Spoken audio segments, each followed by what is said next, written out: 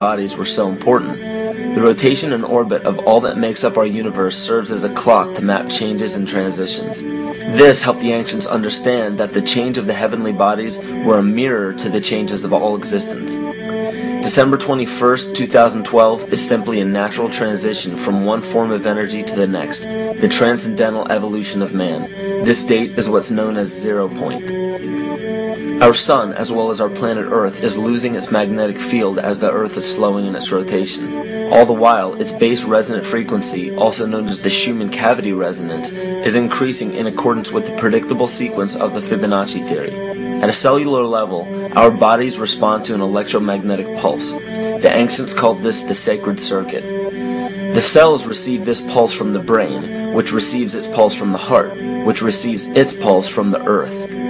This pulse comes from the solar system, which from there comes from the galaxy, which ultimately comes from our entire universe. We literally share a pulse with all of existence. Yet another example of everything being one. For as long as scientists have been recording the Earth's pulse, it has remained at approximately 7.8 cycles per second. This was a constant fixed number until 1986 into 1987. It rapidly began increasing to about 9 cycles per second in 1996. So in one decade, it increased by about 2 cycles per second. By 2012, this pulse will be right around 13 cycles per second, just as the Fibonacci theory indicates. What does this mean for humanity? Just as cymatics has shown that higher frequencies result in more complex patterns, we are now experiencing the beginning of a major shift in both physical and spiritual vibration. It's difficult to understand what exactly will happen to our physical bodies, but ancient scriptures, pagan and monotheistic religions, mystery schools, and secret fraternal orders have all given indications as to what this experience will be like.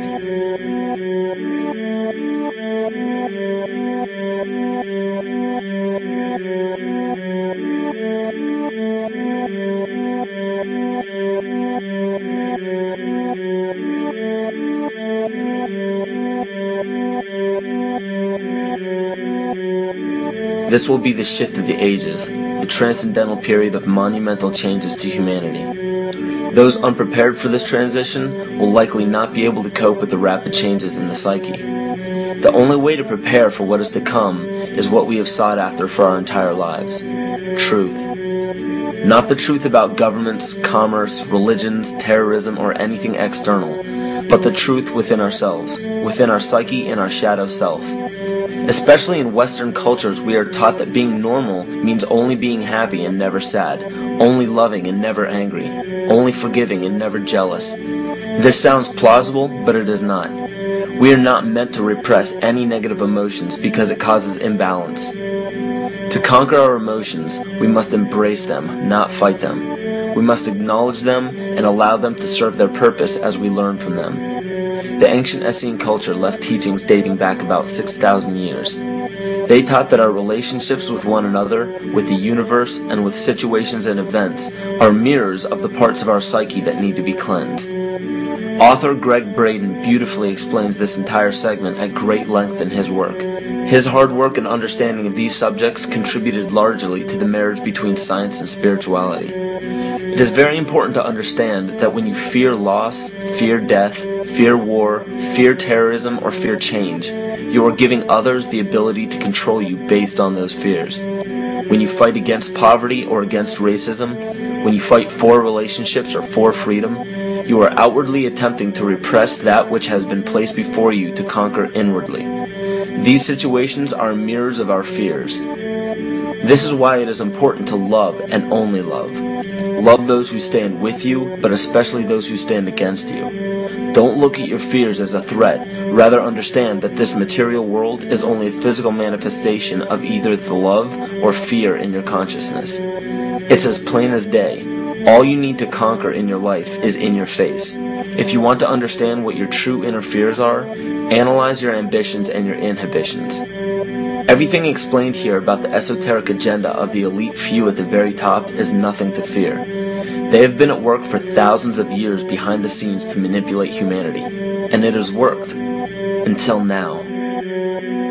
It's very easy for any system of thought, religious or otherwise, that comes along.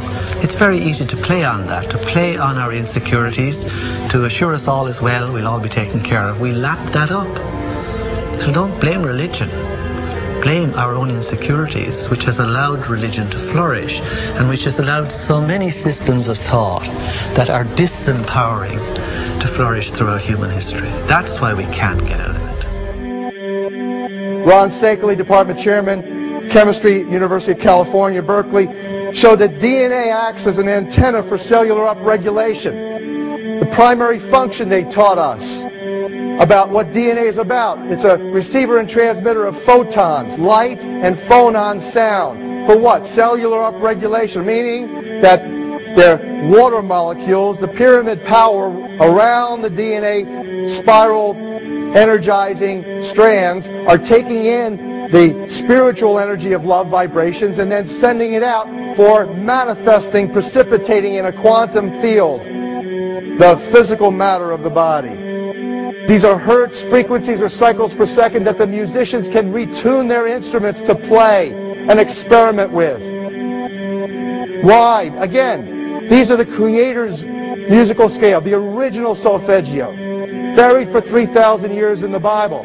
So the ancient priests who knew how to levitate the huge stones for the building of the pyramids and the Masonic knowledge that predated ancient Egypt, the ability to have this information, these frequencies, serve the function of creation, destruction, and miracles on behalf of the empowered people who had access to this knowledge. I say that because of this metaphor.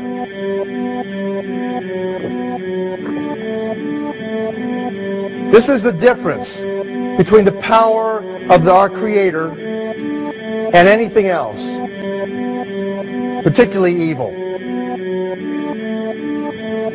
That you can go into a pitch black room full of evil, full of darkness, and light a little candle, and instantly that darkness flees. But you can't do the opposite. You can't go into a well-lit room full of truth and wisdom and righteousness and joy and health and harmony with the universal power. You can't take any amount of darkness and go into that well-lit room and have any effect whatsoever. That is the metaphor which I frequently think of when I think that I'm not empowered.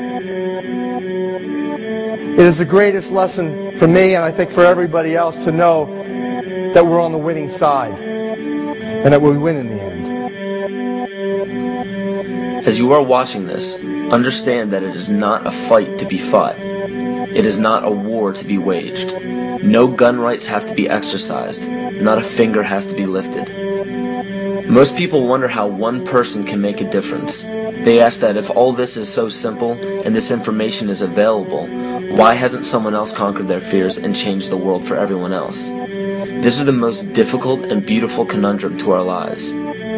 Your reality affects you and only you. Your curiosity has led you to this genre of information to serve a very specific purpose in your life. To understand visually how the universe is truly a hologram, a math professor at Yale University developed a formula that is plugged into a computer program. Named after him, the Mandelbrot set shows a seemingly disorganized pattern. But no matter how far you zoom into the design, you will always find the same pattern within the whole pattern. Each fractal, broken down infinitely, will always reflect the whole. When one fractal changes its pattern, the sum total of the whole pattern changes along with it. This exemplifies that the whole world does not need to be awoken. There is no race to inform the 6 billion people on this planet of this message. It is only important that you, personally, learn to conquer your innermost fears and learn to love. When you see your fears for what they are and master your emotions, then, and only then, will you truly be free.